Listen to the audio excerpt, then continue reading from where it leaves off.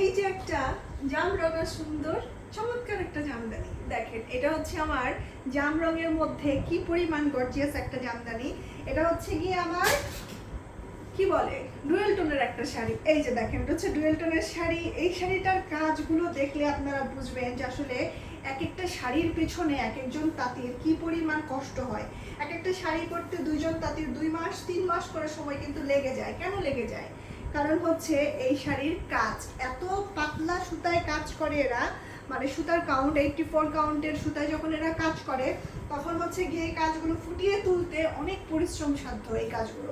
দেখেন, এটা হচ্ছে আমার শাড়ির আঁচলটা। দেখেন, আঁচলের মধ্যে 3 জরির কাজ, গোল্ডেন, কপার এবং হচ্ছে সিলভার। কাছ থেকে একটু দেখাই আপুরা, এটা হচ্ছে গোল্ডেন, এটা হচ্ছে সিলভার, আর একটা হচ্ছে গিয়ে কপার কালার। 3টা জরির সুতায় কাজ করা পুরোটা শাড়িতে, একদম হচ্ছে পুরো শাড়িটা জুড়েই কিন্তু একই রকমের কাজ করা। সো দেখতে পাচ্ছেন আপনারা কি পরিমাণ কাজ। জামরঙা একটা শাড়ি, এটা কিন্তু বিয়ের শাড়ি। হ্যাঁ, একদম বিয়েতে পরে ফেলতে পারবেন এত সুন্দর শাড়ি। যারা হচ্ছে গিয়ে এখন ভাবছেন যে বিয়েতে একটা জামদানি পরবেন, তারা কিন্তু এই শাড়িটা দেখতে পারেন। আচ্ছা, এটা হচ্ছে আমার শাড়ির পাড়ের অংশটা। দেখেন পাড়টা কি পরিমাণ সুন্দর।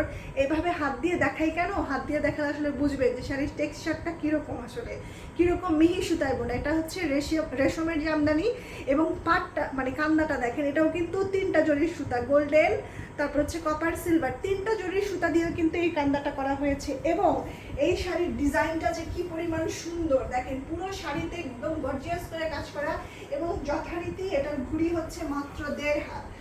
তো এই যে একটা শাড়ি, এই শাড়িটা যদি ভালো লাগে তাহলে হচ্ছে আপুরা দেখেন কি পরিমাণ সুন্দর একটা শাড়ি।